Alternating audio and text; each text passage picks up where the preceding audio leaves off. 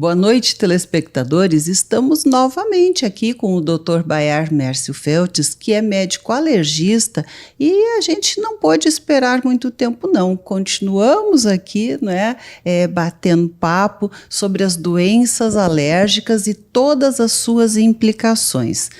Dr. Bayar, daí, meu colega, já lá no início, dos estudos, do período secundário, também skatista, surfista, entre tantas outras coisas aí boas. Então, Dr. Bayar, é um prazer tê-lo conosco hoje novamente. Uma honra para mim, Eliane, Agradeço a oportunidade, o crédito. E quanto skatista, surfista, eu agora estou me dedicando também aos Marmitas do Bem, que eu queria só fazer esse comentário, que é um projeto muito lindo também, com algumas pessoas que se propuseram a ajudar, mas é uma honra estar aqui contigo novamente. Olha, sempre é muito bom, estar na presença de colegas, amigos queridos. Mas, doutor Bayar, vamos dar umas pinceladas rapidamente aí, ainda sobre doenças alérgicas, e quem não assistiu, o programa anterior, por favor, assista, está no YouTube. E hoje a gente tem muito o que falar, então não vamos nos estender muito sobre causas, enfim, mas se tiveres algo aí para enfatizar ainda em relação a isso, e daqui a pouco a gente também vai falar um pouquinho aí sobre aquilo que é mito, realidade, algumas coisas ainda que são de queixas frequentes, mas o nosso foco especial hoje, doutor Bayar, é conversar contigo para saber sobre os tratamentos, porque tem pessoas que dizem assim: já usei de tudo, todas as marcas, todas as drogas, e nada resolve, Bem, primeiro porque usam aí por conta própria, os conselhos do Dr. Google, enfim, Mas queremos ouvir a palavra do especialista, Tu que estás à frente sempre das últimas descobertas, atualizado aí quanto ao que há de melhor no mundo todo. Então, o que nós temos hoje para tratamentos? Eu tenho convicção de que potencial de persuasão, isso não é só do médico, de pessoas que trabalham com o público, é persuadir planos de tratamento e a pessoa aderir, adesão. Existe um controle para a alergia, não existe uma cura total para a alergia. Tem pessoas que vão desenvolvendo com o tempo, a alergia nunca acontece no primeiro contato, sempre tem que haver uma sensibilização prévia. Então, na verdade, é um grupo de anticorpos, de células que tem memória contra alguma proteína. Então, os tratamentos também e testes, que é importante, é o diagnóstico bem feito para administrarmos um tratamento bem feito. Na parte respiratória, basicamente, são 4 pilares, eu vejo. Educação aos pais e pacientes, parte respiratória. Controle ambiental, uma casa, quando possível, seca, arejada, ensolarada, colchões, é o local, colchões e travesseiros que mais se depositam ácaros, que são grandes causadores aqui na América do Sul de alergia respiratória. Fazer uma boa higienização. Com aspiradores específicos, educação aos pacientes, cuidados ambientais, medicação tanto preventiva, essa é importante. Porque a alergia é um processo inflamatório, então quem funcionaria teoricamente melhor são os corticoides, que a gente não pode ficar usando toda hora. Então, já desde a década de 90, um pouco antes, os medicamentos têm vindo muito sob a forma de aerossóis, sprays, espaçadores para crianças, ou powder dry, pó seco, exatamente para minimizar os efeitos do corticoide e fazê-los com que ajam topicamente. Só que se as pessoas não usam diariamente, eles não funcionam. Então, porque é prevenção. Então, prevenção tem que ser diária, não é? Tem explicação do porquê todo dia. Então, cuidar o ambiente, medicação preventiva. E existem tratamentos para a parte respiratória, a imunoterapia, que é um tratamento que se coloca na pessoa durante 2 anos, aproximadamente 3 anos, o que causa alergia nela. Isso diminui muito a sensibilidade de uma pessoa para uma substância. Ácaros da poeira, pólen, Eu tenho pessoas que atuam, veterinários que lidam com gato e cachorro, que me procuram também para fazer um tratamento para poder continuar tendo contato com os pets. Ser alérgico e ser veterinário é complicado. Complicado, né? Então nós temos esses tratamentos que já há mais de 100 anos, né, se faz, e para aquelas pessoas que realmente necessitam. E nesses últimos anos, o advento dessas medicinas, dessa terapia molecular, né, os imunobiológicos, né, terapia de pequenas células, tem vários nomes, né? Eu tenho tido oportunidade de usá-las em casos que necessitam esse tipo de abordagem para urticária crônica, para rinossinusites com pólipos, né, nasais. Então a medicina tem evoluído muito para asma de difícil controle, né, porque a asma a gente tem controlada, parcialmente controlada, e as asmas de difícil controle. Então, independente do perfil aí, se é alérgico ou não, nós temos medicamentos que, se a pessoa não consegue estabilizar a sua asma, controlá-la, a gente vai para esse tipo de medicamento, que tenho convicção que daqui a pouco tempo serão a primeira indicação. Terapia molecular, imunobiológicos. Abrindo um parênteses ainda, né? Qual é a diferença entre asma e bronquite?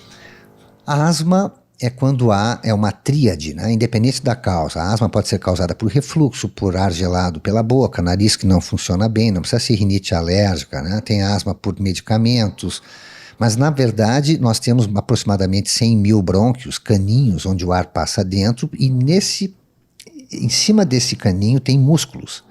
Então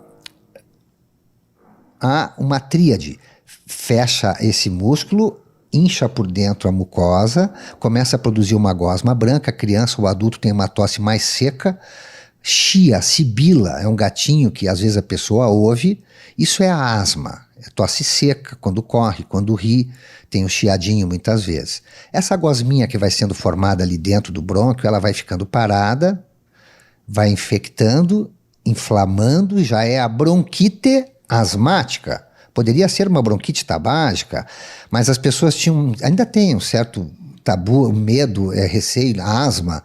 Então eles falam que tem bronquite. Bronquite é pior. É asma, tosse seca, a criança ou adulto tosse, às vezes até vomita ou cospe uma gosma branca, uma clara de ovo. Melhora, às vezes até com isso, vomitando, ou fazendo alguma nebulização ou aerolim. Depois vem a fase encatarrada, que é a bronquite, e se deixar, vai para a broncopneumonia. A rinite também acaba indo para a sinusite, né? Em alguns centros maiores nem se fala rinite e sinusite, é rinocinusite.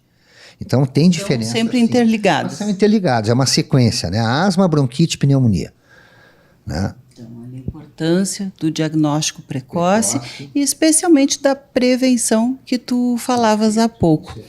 Mas eu estou assim bastante curiosa ainda sobre os tratamentos imunobiológicos. Isso já é uma realidade, se pratica agora aqui, se tem bons resultados, como é que está isso? Isso é uma coisa de vanguarda moderna, né? Para dermatite atópica também, que é um sofrimento enorme para as crianças, né? Que tem nas dobrinhas, nas flexuras, uma secura na pele, né?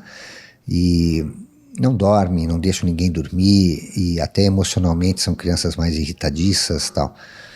Temos já para casos mais graves, né? Claro que a gente vê se não tem alergia alimentar, tal, mas para casos que pareciam insolúveis, de 10 anos para cá, ano passado foi liberado um imunobiológico para dermatite atópica para 6 meses de idade.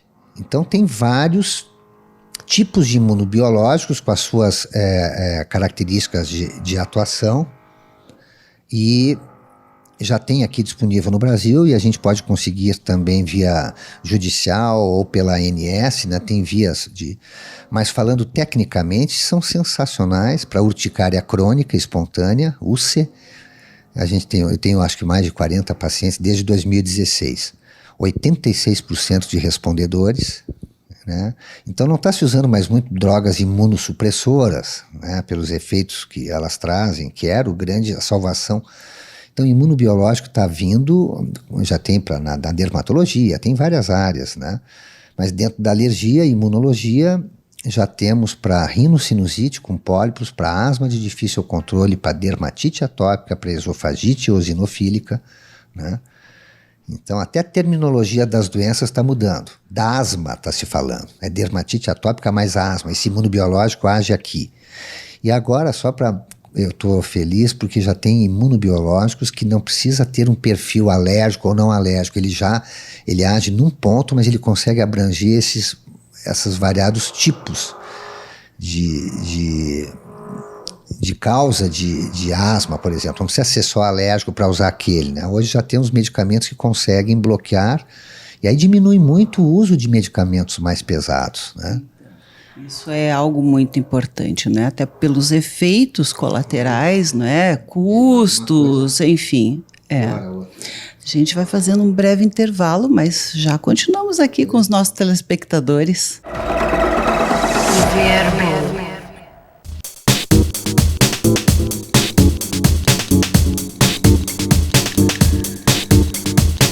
Estamos de volta e continuamos a conversar com o Dr. Bayard Mércio Feltes, que é médico alergista, que está trazendo aqui novidades incríveis para você que é alérgico ou para você que não aguenta mais aquela pessoa alérgica, não é, perto de você, porque são pessoas que sofrem e também acabam causando um sofrimento porque as pessoas ao redor ficam angustiadas, não é? Ou temerosas pelo que as alergias podem provocar, não é? Em outras pessoas, da família, enfim. E, Dr. Bayard, eu agora gostaria de falar um pouquinho sobre as alergias à picada de inseto, que é algo também muito comum, não é, de se ouvir, eu tenho alergia à picada de mosquito, né? Mas tem outros casos graves que podem causar até um choque anafilático, que é um quadro bastante sério, né? Alergias à picada de abelha, por exemplo, né? E outros insetos.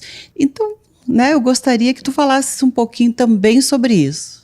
Bom, a alergia à picada de inseto, né, a gente chama de estrófilo, nome científico, normalmente tende a diminuir até os 6 anos de idade, falando em crianças, né?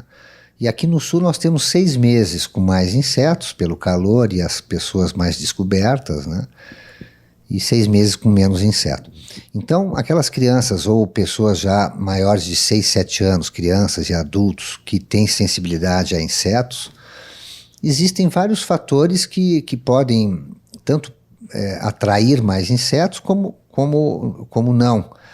Então a gente recomenda determinados tipos de estratégias com repelentes para insetos, né? Tem alguns que são um pouco melhores.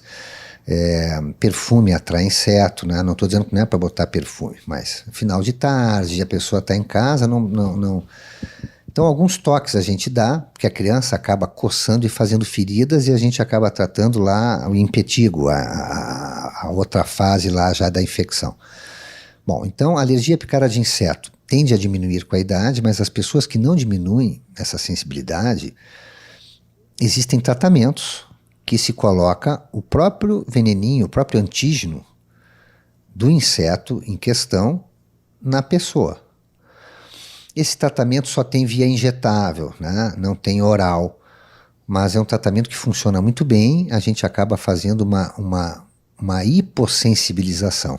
Né? Como grande parte das vacinas que se usa o vírus atenuado. Né? Perfeito.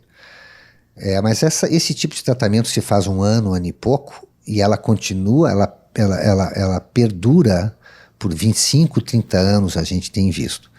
Agora, existem situações com insetos tipo vespa, abelha, que existem também testes que são muito bem protocolados, porque o próprio teste, se a gente vai testar na pele, podem causar reações violentas, né? Então, primeiro conseguir um material bom, de laboratórios bons, com um inseto realmente que a pessoa saiba que é o inseto, né? Isso é importante, né? Fui picado por uma abelha, era uma vespa. Bom, e existem já concentrados específicos para abelha, aqui nacional, que é uma abelha muito misturada, a nossa Apis mellifera com a africana, mas nós temos já, aqui no Brasil, tratamentos que são para esses casos de reações onde houve anafilaxia, que é inchaço, ou choque anafilático, né? Então, a maioria melhora com a idade. Mas esses casos, nesses outros casos, a gente monta um esquema, inclusive, na cidade e fora da cidade. Existem as canetas com adrenalina que a gente pode importar. São esquemas de emergência, acaso aconteça, porque muitas vezes não dá tempo de chegar até um pronto-socorro, né? Por isso que há uma necessidade da gente ter um plano, né? Seja na cidade, eu tenho um plano, e fora da cidade, onde há uma hierarquia de passos a serem, steps a serem feitos, e que dão segurança, sim, e tem morrido cada vez menos, mas volta e meia a gente vê, né, pessoas desavisadas, que já sabem que são alérgicas, que vão para lugares inóspitos, né, e acaba acontecendo às vezes uma fatalidade. Então já se tem, né, mas é importante que se tenha um diagnóstico bem feito do inseto, né, a certeza que há esse inseto, uma testagem, um diagnóstico e aí sim um plano de ação, né? Importante, até porque, por exemplo, quando são crianças, os pais às vezes têm medo de deixar ir nos passeios de escola, né?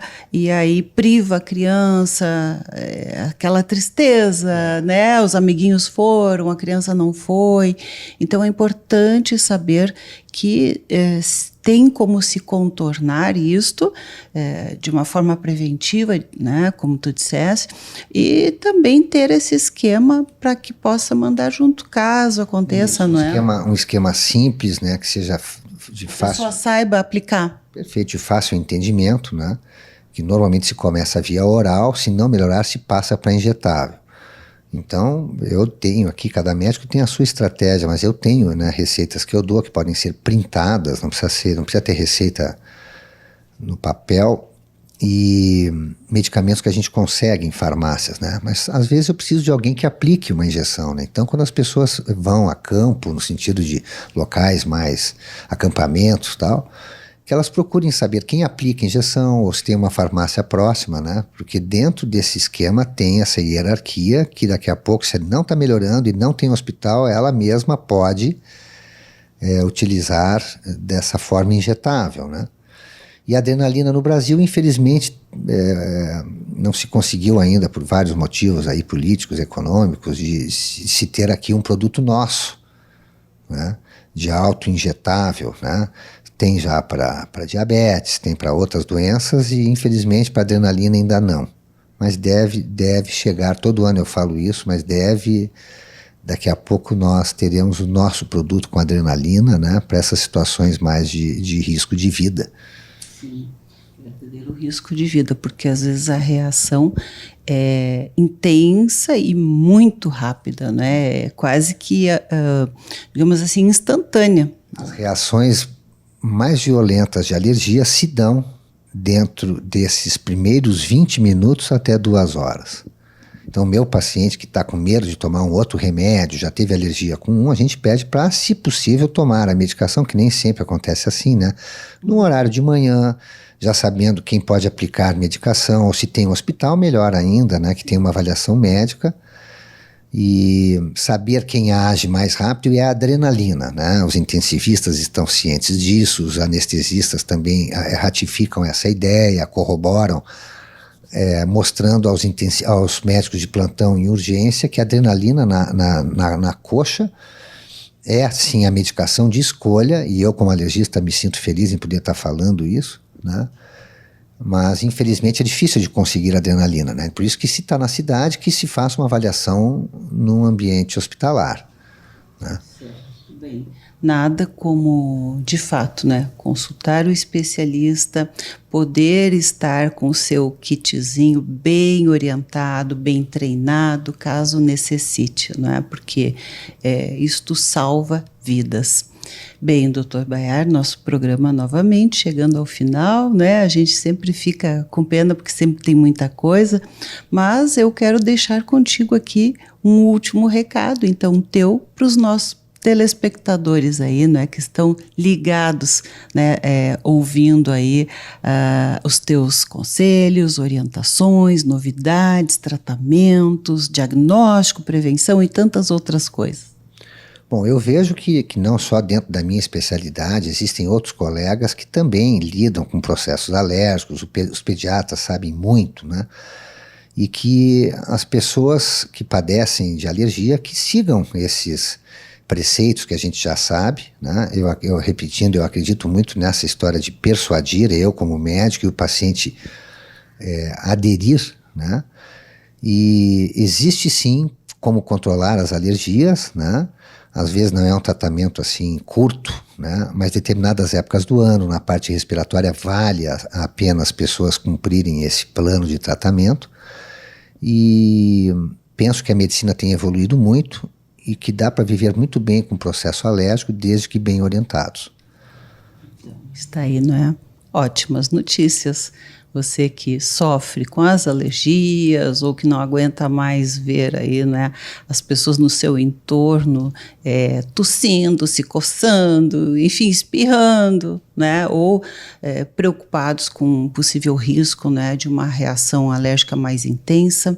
Né? Estão aí as dicas e agradeço novamente, Dr. Bayar, né? É muito bom sempre estar aqui, especialmente aí, né, ouvindo, né, estas informações aí tão importantes para todos. Muito obrigada. Eu que agradeço, uma boa noite a todos, fico feliz em vê-los novamente. Verbo.